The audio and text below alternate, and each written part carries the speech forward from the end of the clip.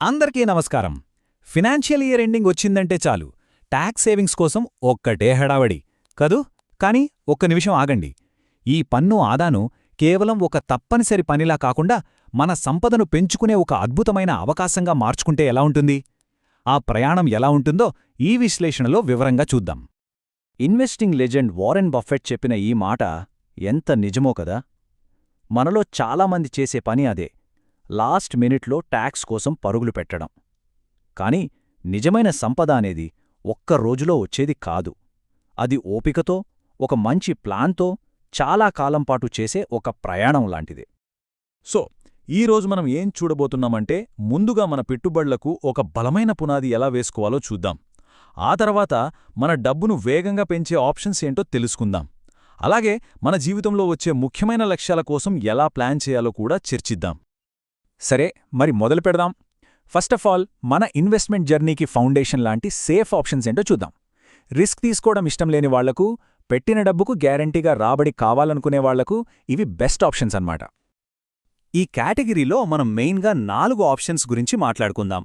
అవి public provident fund అంటే PPF, senior citizen savings scheme అదే ఎస్సీఎస్ఎస్, నేషనల్ సేవింగ్స్ సర్టిఫికేట్ అంటే ఎన్ఎస్సి, ఇంకా ట్యాక్స్ సేవింగ్ ఫిక్స్డ్ డిపాజిట్స్. ఇప్పుడు ఈ టేబుల్ చూడండి. ఇక్కడే మనకు అస్సలు విషయం అర్థమవుతుంది. పీపీఎఫ్ వడ్డీ కొంచెం తక్కువున్నా దాని అసలైన బలమేంటంటే మెచ్యూరిటీ అమౌంట్ మీద ₹1 కూడా ట్యాక్స్ ఉండదు. కానీ 15 ఏళ్లు ఆగాలి. అదే సీనియర్ సిటిజన్స్కైతే ఎస్సీఎస్ఎస్లో 8.2% వడ్డీ వస్తుంది. చాలా మంచి ఆప్షన్. ఎన్ఎస్సి, ఎఫ్డీలు 5 ఏళ్లకే అందుబాటులో ఉంటాయి గానీ వచ్చిన డబ్బు మీద ట్యాక్స్ కట్టాల్సుంటుంది. సో మన అవసరాన్ని బట్టి ఏది బెస్ట్ అనేది నిర్ణయించుకోవాలి. ఓకే, మన ఫౌండేషన్ స్ట్రాంగ్గా ఉంది. ఇప్పుడు మన వెల్త్ గ్రోత్నే యాక్సిలరేట్ చేసే టైం వచ్చింది. అంటే మార్కెట్తో లింక్ అయిన ఆప్షన్స్ వైపు చూద్దాం. వీటిల్లో కొంచెం రిస్క్ ఉంటుంది, కానీ రిటర్న్స్ కూడా అదే రేంజ్లో ఉండే అవకాశం ఉంటుంది. ఇక్కడ మనం ముందున్నవే రెండు మేజర్ ఆప్షన్స్. ఒకటి ఈక్విటీ లింక్డ్ సేవింగ్ స్కీమ్, దీన్నే మనం ఈఎల్ఎస్ఎస్ అంటాం. రెండోది యూనిట్ లింక్డ్ ఇన్సూరెన్స్ ప్లాన్స్ అంటే యుఎల్ఐపీస్.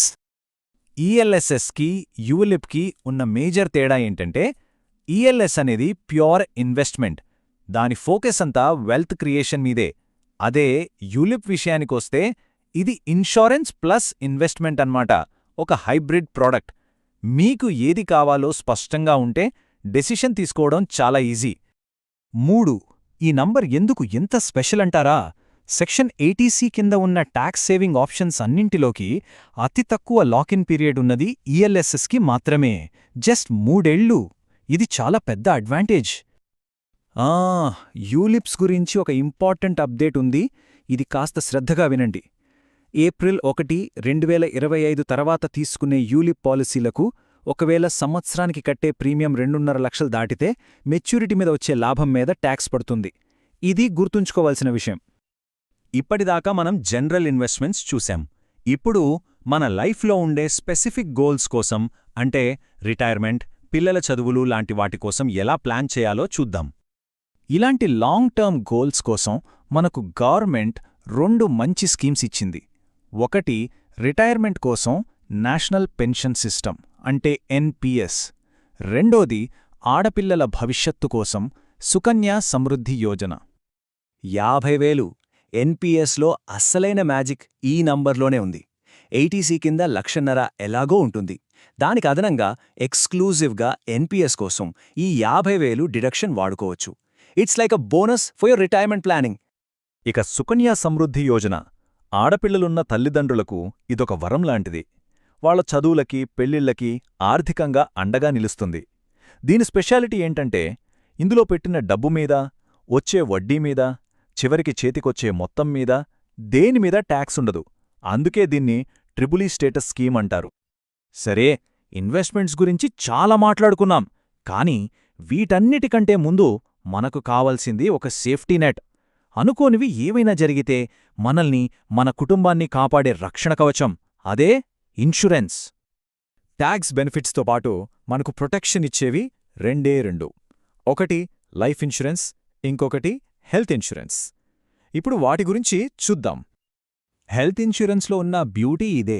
మనల్ని హాస్పిటల్ బిల్స్ నుంచి కాపాడటమే కాదు, ఏటీసీలో 1,50,000 లిమిట్ అయిపోయినా సరే దాంతో సంబంధం లేకుండా సెక్షన్ 80D కింద అదనంగా ట్యాక్స్ బెనిఫిట్ ఇస్తుంది.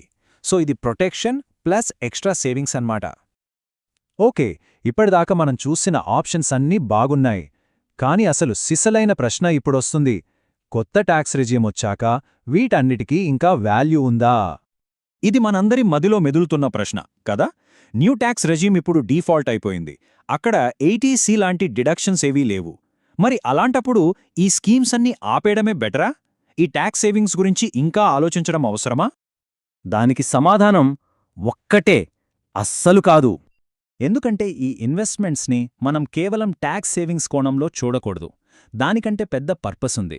ఇవి మనకు ఒక ఫినాన్షియల్ డిసిప్లిన్ నేర్పిస్తాయి, లాంగ్ టర్మ్లో వెల్త్ క్రియేట్ చేయడానికి హెల్ప్ చేస్తాయి, అత్యవసర పరిస్థితుల్లో మనల్ని ఆదుకుంటాయి, మన రిటైర్మెంట్ని ప్రశాంతంగా గడిపేలా చేస్తాయి. ట్యాక్స్ బెనిఫిట్ అనేది జస్ట్ ఒక యాడెడ్ బోనస్ అంతే. సో ఫైనల్గా మనల్ని మనం వేసుకోవాల్సిన ప్రశ్న ఒక్కటే, మనం వేసే ప్లాన్ కేవలం ఈ ఒక్క ట్యాక్స్ సీజన్ని గట్టెక్కడం కోసమా, లేక మన లైఫ్ టైం ఫినాన్షియల్ సెక్యూరిటీ కోసమా? ఒక్కసారి ఆలోచించండి, సమాధానం మీకే తెలుస్తుంది.